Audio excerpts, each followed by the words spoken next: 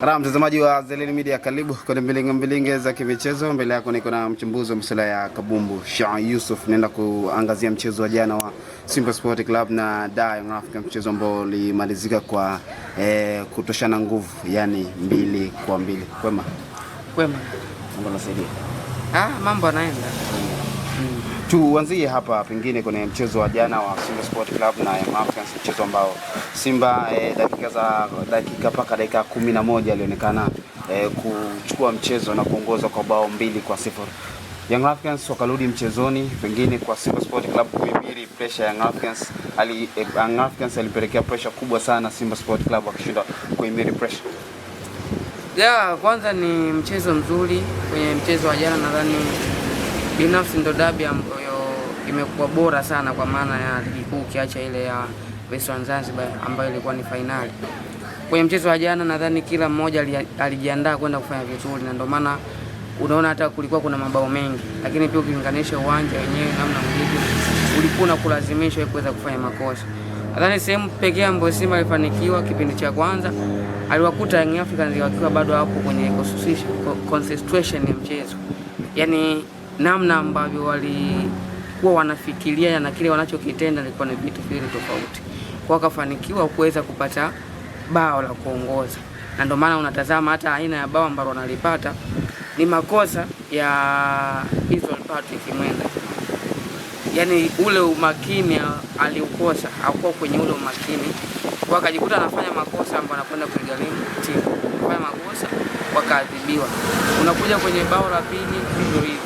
Kwa hiyo hata mabao yote ambayo yanapatikana kwa upande wa Simba, kwa sababu timu ilikuwa ipo kwenye ile concentration ya mchezo kwa ujumla, baadaye wanaweza kurudi kwenye mchezo wakaweza kusawazisha bao moja. Nadhani hiyo ndio ilikuwa kitu cha msingi zaidi kwa Phil Gonzalez, kwa sababu alihitaji zaidi utulivu eneo la katikati, then nianze kupaleti kwa maana ya kutengeneza nafasi, lakini pia kuwa na balance ya kuweza kushambulia na kuweza kujilinda. Ndio maana unaenda kipindi cha kwanza Simba alikuwa anaongoza, lakini kurudi kipindi cha pili wakaja wakasawazisha bao lingine. Kwa hiyo kwangu mimi naweza nikasema kwamba kwenye mchezo wa jana kwa kipindi cha kwanza ni kama mechi ilionekana kuwa kwenye upande wa Simba. Kwa kocha ambaye alihitaji kweli kuishinda mechi ya jana, kwa maana Steven Becker, second half alipaswa kurudi nyuma.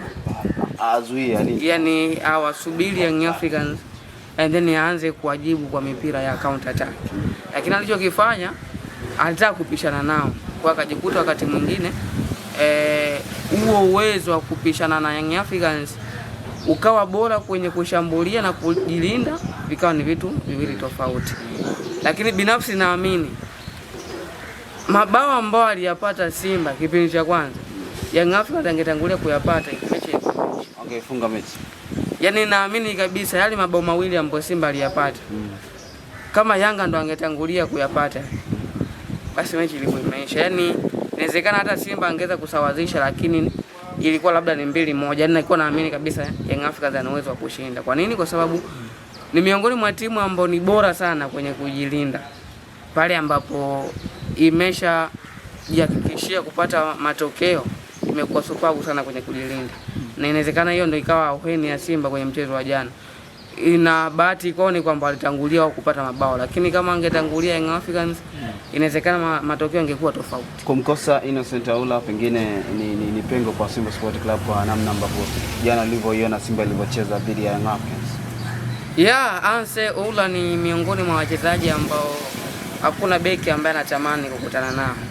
Uwezo wake wa kuweza kushambulia, kuiunganisha timu kutoka eneo la chini, lakini fikra yake kabla hajapokea mpira na baada ya kuwa amepokea mpira imekuwa kwa uwezo mkubwa sana.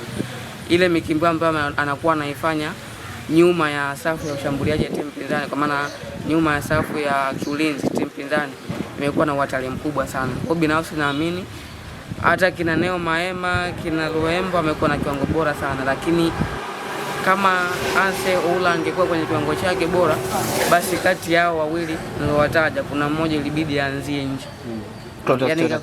Yani kama kocha angeamua kwenda kule na idadi kubwa ya viungo, basi kati ya Neo Maema ama Luemba, mmoja alipaswa kuanzia benchi kumpisha Anse Aula kutokana na kiwango bora ambacho amekuwa nacho.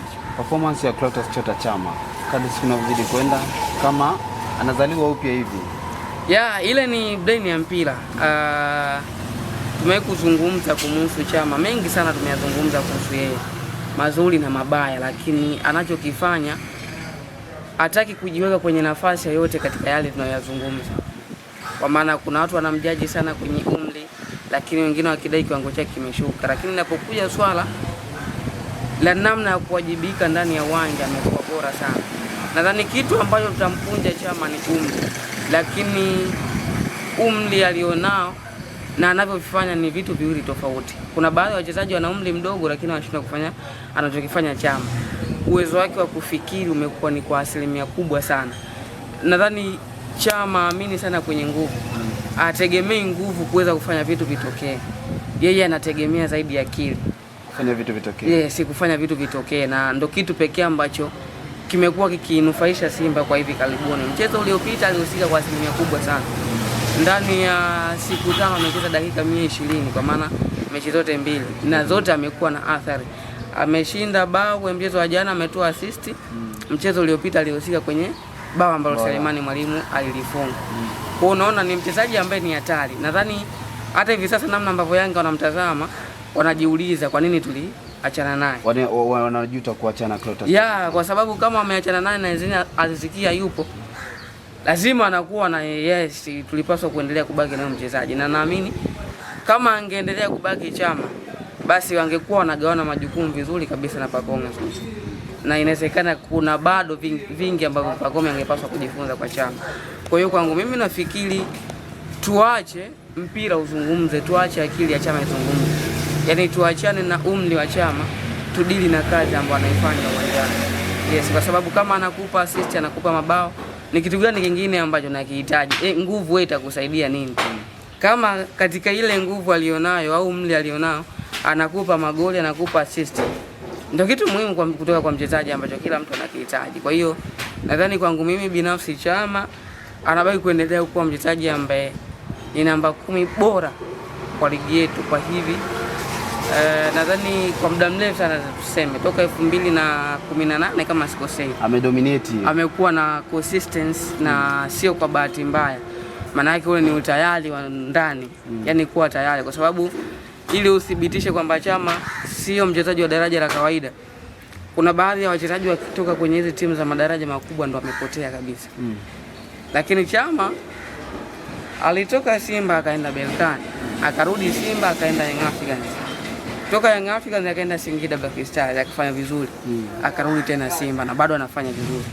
Kwa hiyo ni safari ambayo inakupa matarajio ama matamanio ya kila mmoja kutamani kuwa kama Chama kwa wale ambao ni wachezaji. Pengine tuangazie hili kwenye michezo mikubwa hususan ya dabi ya Kariakoo, Simba na Young Africans wanapokutana wawili hawa. Kuna mambo mengi sana yanayoendelea. Young Africans jana walionekana kutumia nyumba ya mtu na sio chumba kilichoandaliwa. Pengine hivi vitu vinavyoendelea ndio tuseme ni utamaduni wetu au ni ushamba au ni ulimbukeni?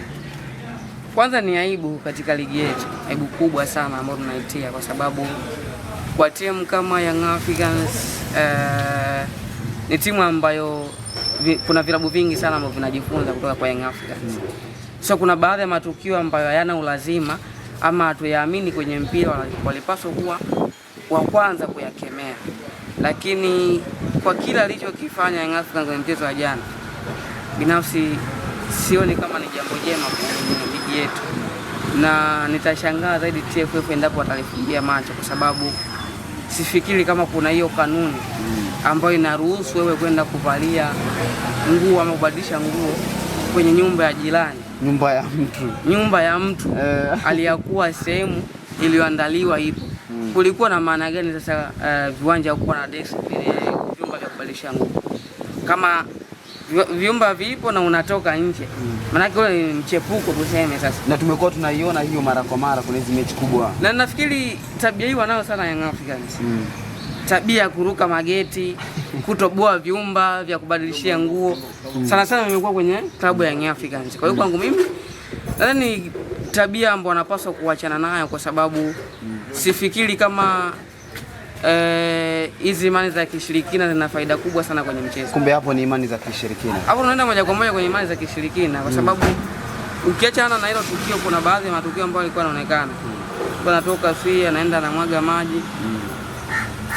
Inawezekana ni maji ya kawaida, lakini kwa namna ambavyo vitendo vilikuwa vinaonekana utarudi kabisa kwenye vitendo vya kishirikina. Na hapa ndo sehemu pekee ambayo TFF imekuwa ikipiga hela. Nadhani moja kati ya timu ambayo imeliwa sana ama imepigwa sana hela na TFF kuhusiana na masuala ya urozi ni pamoja na Young Africans. Pengine hapa TFF wananufaika sasa. Hapa sasa ndo TFF wanapopata kula.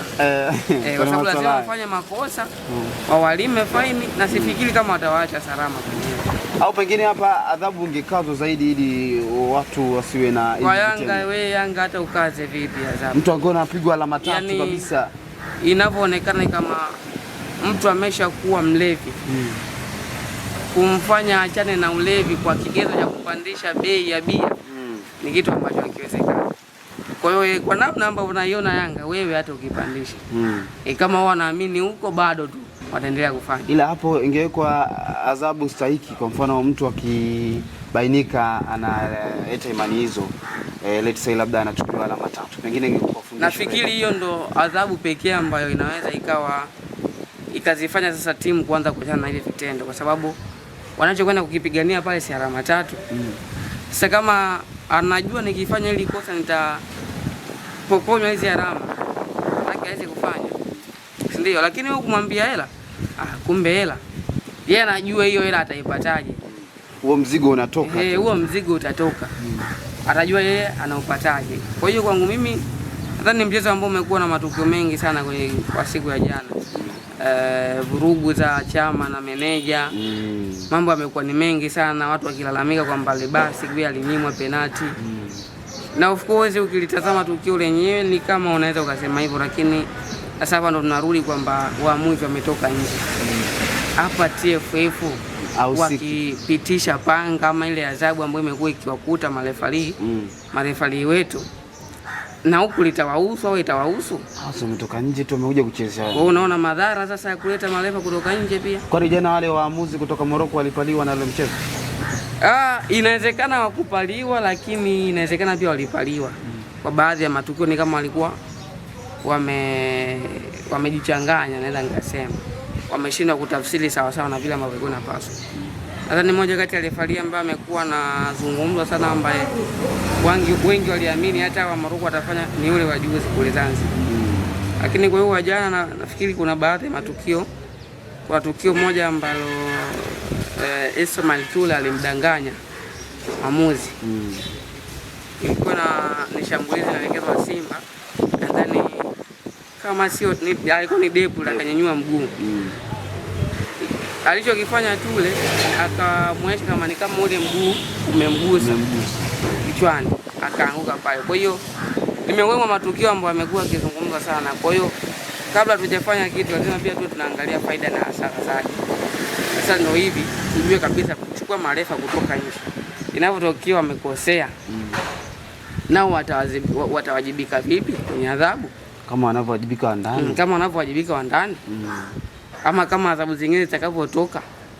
Kwa lazima tu tunafikiria. Naam, shukrani sana. Nikutakia kila la heri.